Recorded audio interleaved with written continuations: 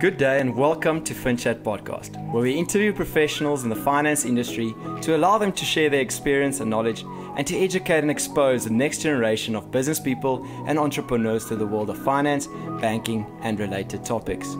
I am Joshua Prince, and here at FinChat we recognize experience in business as a resource to learn from, and we try to harness that resource as best as possible. Today we have a very special guest.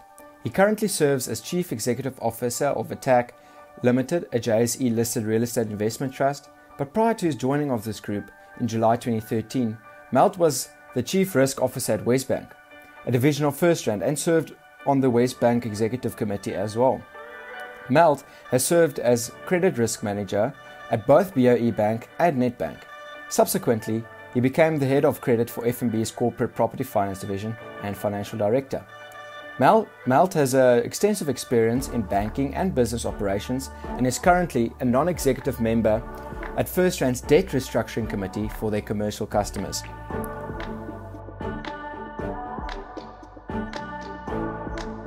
Melt Hamman, welcome to FinChat. Thanks, Josh. Thanks for hosting me today. Perfect. So first off, I'd just like to thank Melt for coming on the podcast. It's really a great opportunity, and it really speaks of Attacq's commitment actually to the development of young minds. I actually had my first interaction with Attacq back in 2015, I think, where you invited me as an accounting scholar. I think I was grade 11. And you invited a couple of students around the country to come and attend the results presentation. And learn a bit more about the property investment and the industry, and expose our minds to a bit more than a cash receipts journal. And it was really fantastic. And I really suggest everyone that's listening, please go check out Attacq's website and go look under the subheading Impact and go look at all the special things that they're doing there. Anyways, Melt, let's get back to you. So you stepped into the position as Interim Chief Executive Officer in 2017 after the resignation of the previous Attacq CEO, Mornay. And then in 2018, you became the interim position became permanent with Raj then filling your CFO shoes. But before we get into that, I believe you were at FirstRand Group first, and then you joined Attacq in 2013, just before the listing. How did you get from being a risk officer at Westbank, which predominantly does vehicle finance, to going into property finance at FNB? Yeah, Josh, it's a good question. I'll maybe take a step back. If you look at my career, and also taking into account that most of your listeners are students. So I've initially went to Stellenbosch and to Marties. Unfortunately, my school grades were not good enough, so I couldn't study accounting. So I went into management accounting. And then from management accounting, I did the honors in financial accounting. And then I've decided to go the CA route. So then I've articled also in Stellenbosch. And then I think then the one question is, what do you do post-articles? I think the first question is, what do you do once you've obtained your degree? And then the second question is, if you do decide to become a CA, what do you do post your articles? And I think that's sort of a question most of us will definitely have at some point in our career. So when I've decided to go overseas to the UK for about 18 months, and then I came back to my Loopse du Plessis, so call it a tier 2 audit firm in Stellenbosch. So I went back to them as audit manager.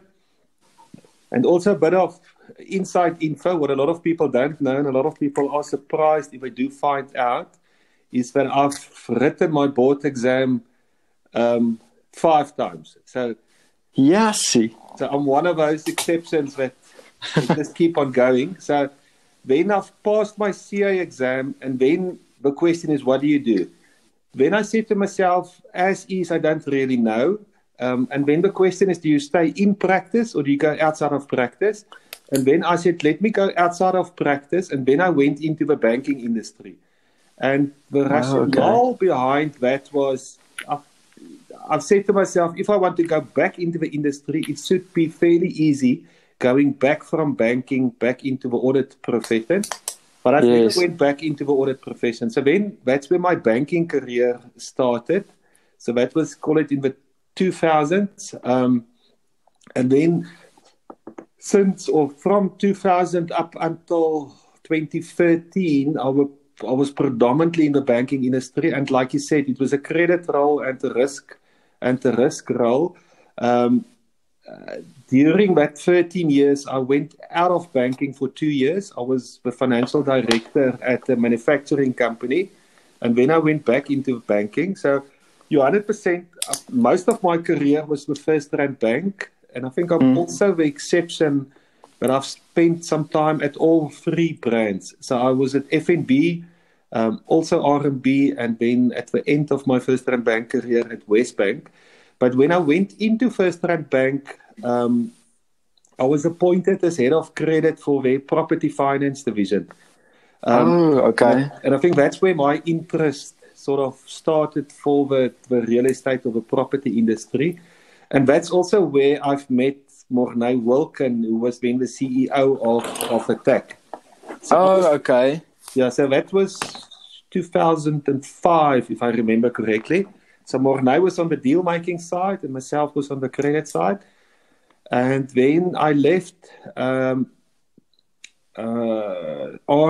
for Westbank. And then in Westbank, I've looked initially only at credit. And then I was appointed as the Chief Risk Officer for Westbank. And then as a Chief Risk Officer, I was responsible for all the risks. So it was credit risk, legal risk, fraud, operational risk, compliance risk.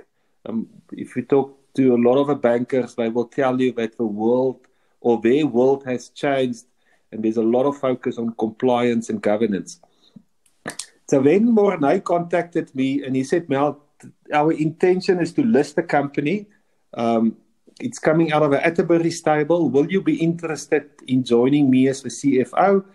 And then I said, yes, for sure. Because I like the asset class property.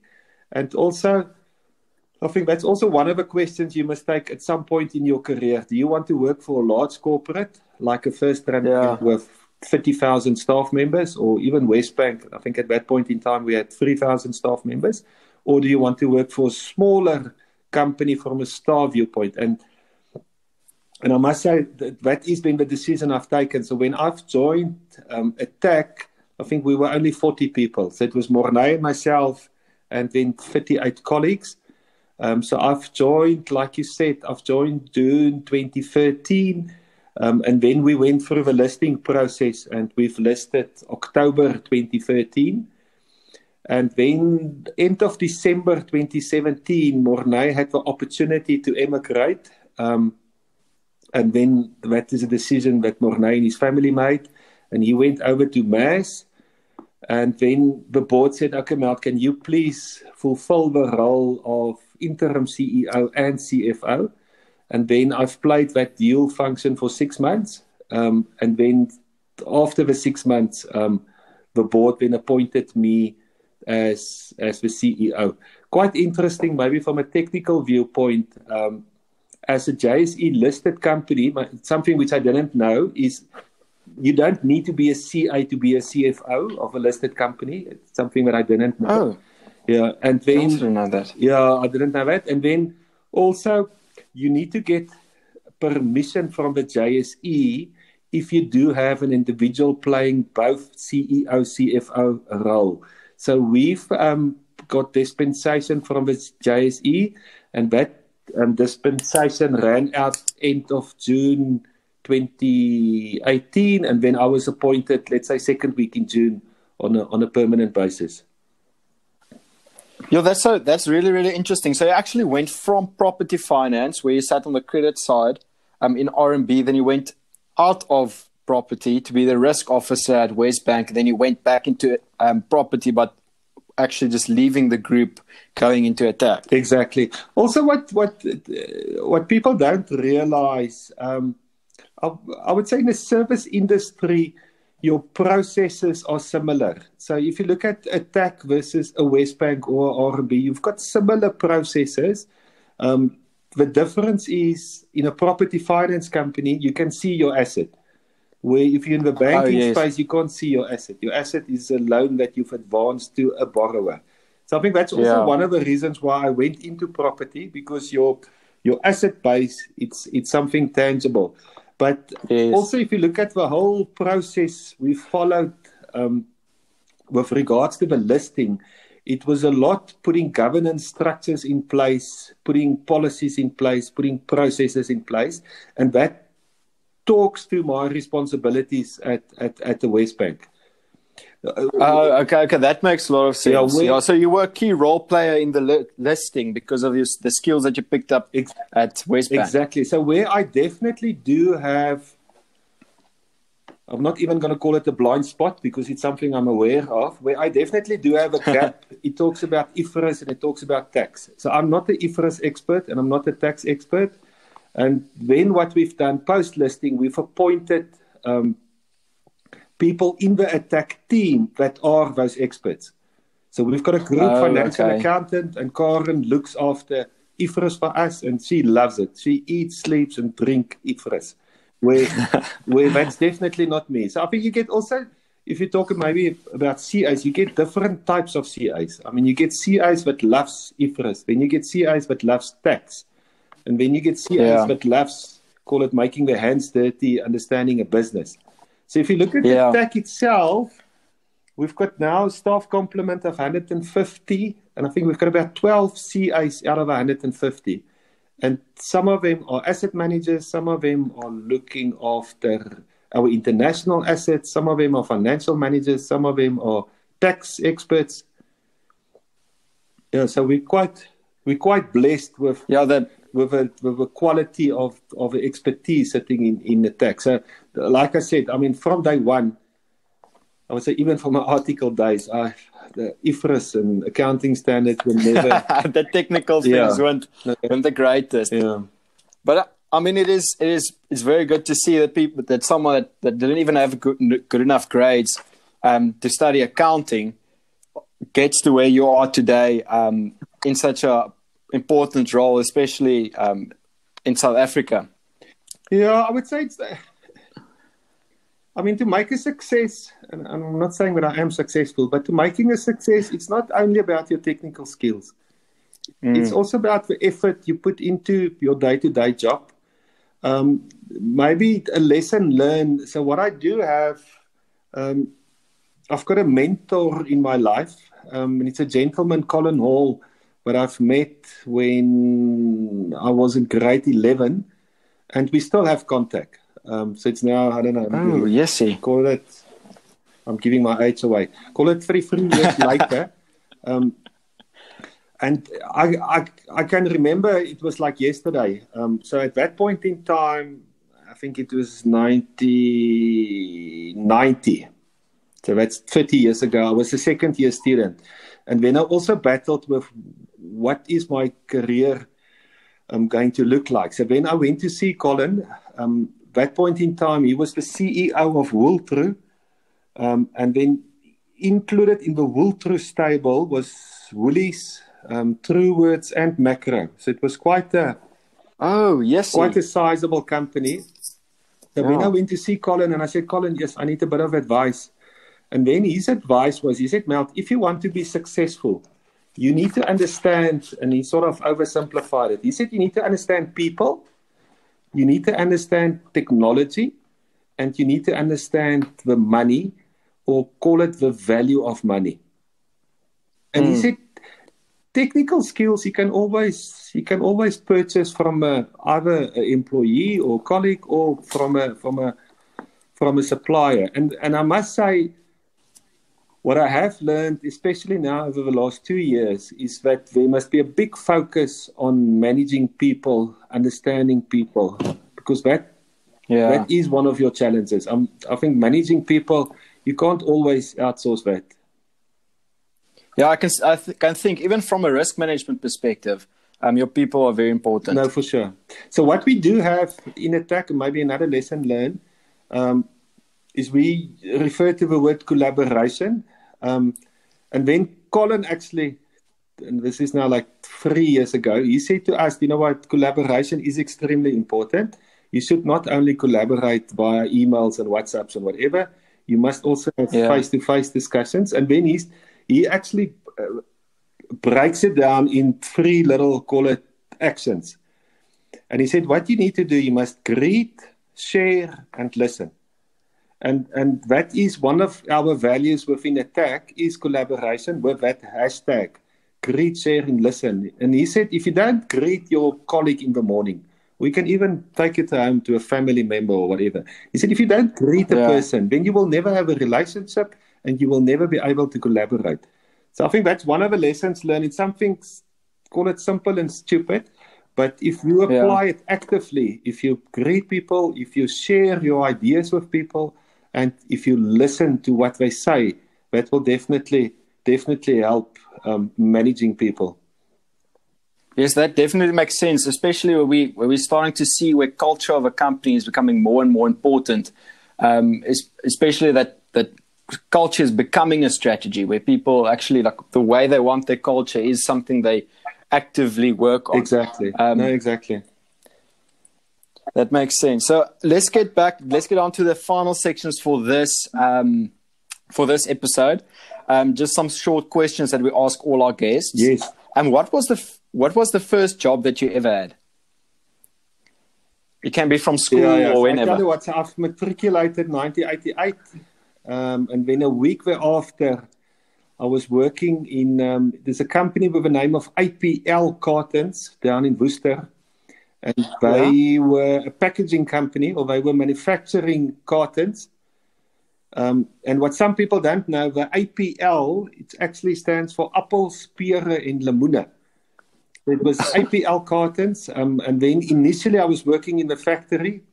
And then after a while, they've promoted me to the lab. So then I was testing the strength of the cartons in the lab. So I think I worked there How did you do that? Were you ripping them apart? No, you've got you put them under, or you measure their pressure, how much pressure that specific carton can take. So they had a little, call it machine, and then you test the pressure of the carton. So that was my first. That's so interesting. Yeah, that was my first job. Fantastic. And what do you love to do in your personal time? I can tell you what, I'm a dad of 3 kids. The kids keep me busy. I like following their sport activities.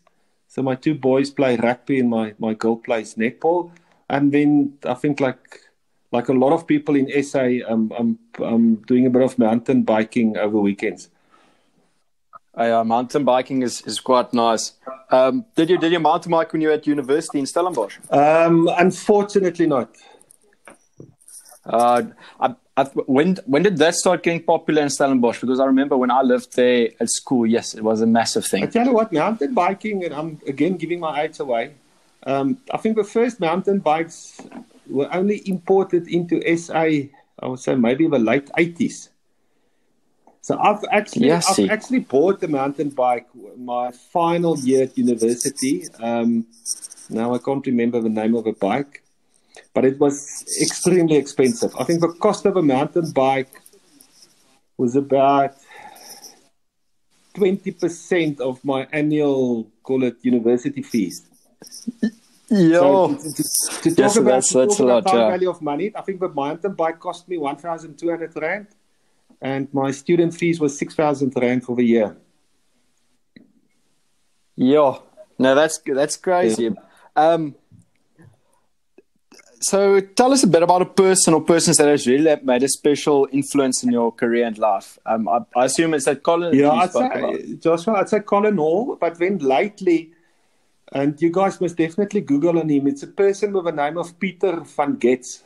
Now, Peter van Getz is a professional adventurer, and he's got a couple of YouTube videos on his website. And he's also been a motivational speaker. So I've met Peter van Getz, I would say about 3 years ago, and he plays a role in Attacq. And I think one of the lessons learned from Peter, so what Peter did, he was initially, or he did 2 trips where he was in a 7-meter boat, or call it a canoe, but it's more a boat, and he rowed over the Atlantic Ocean. So his first trip, it was him and his partner, Billy. And then the second trip he did on his own. And it's an unassisted rowing over, like I said, the Atlantic Ocean. It's 5,500 kilometers. And then the lesson learned from Peter, I mean, he's got a couple of lessons in that story. his one lesson, which is extremely applicable now with COVID-19, is the one lesson is that the storm will end. Just keep on rowing. So that's sort of his first lesson. But then a bigger lesson, he said, going into this race or this journey, is he had a dream. And he said, if you're a company, or when you can call it a strategy, so you will have a dream, then you must articulate your plan, and then there must be a process supporting that plan. And again, like I said, my eldest son is now standard 10. So sort of my advice to him is also, he said, the storm will end. We must just keep on rowing. I think that's my first advice based on Peter von Getz. The second advice is, what is your dream? What do you want to be? And if your dream is, let's say you want to be a CA, then you must say to yourself, okay, I'm going to study 3 years, and then I'm going to do honors for 4 years, and then I'm going to article. So that is sort of your plan. And then you must say, okay, what is my process? What do I need to do for my dream to become a reality? So I would definitely advise, let's say, all your listeners to go and Google on Peter van Getz and listen to his YouTube stories. Yeah, I think that would be perfect. And it's Peter, P-E-T-E-R. Van F-A-N, and then K-E-T-S. Peter van Getz. Yeah, he stays in East London. Okay, yeah, he stays in East London. Fantastic. Okay, so tell us about a time that you failed and what you've learned from that experience. I'm going to ask you a loaded question. You must look at what's the definition of failing. So if you say to myself, Melt, you failed the CA exam 4 times. I said, I hear you, but I've passed on my 5th attempt. So I don't see it as a failure. Yeah. I'd rather see it as I've learned a lesson in not passing. Yes. So I think the lesson learned, so I think it also talks to mistakes. If you do make a mistake, I think it's a bigger issue if you don't rectify your mistake. So again, it talks about failing. And I must say, and again, it talks to what Peter von Getz's story is. You must just keep on rowing. I mean, I could have decided not to continue with my CA exams, but when I said to myself, you know what, Mel, you've got the ability to complete. You must just put some hours into preparing for the exams. So I think failing, don't stop trying. Let's keep on rowing. Coming back to Peter. Yeah, that's fantastic. Okay, I think that's it for our first episode. Please check out our next episode coming up on more technical knowledge about the property industry. Thanks so much, Mel. Thank you. Thanks for listening to this FinChat. Remember, we learn from repetition, so please share with your friends and have discussions around what you've learned. And we'd love to hear your thoughts and recommendations, so write to us and give us a follow on LinkedIn. You've been listening to FinChat Podcast. I am Joshua Prince. Until next time, goodbye.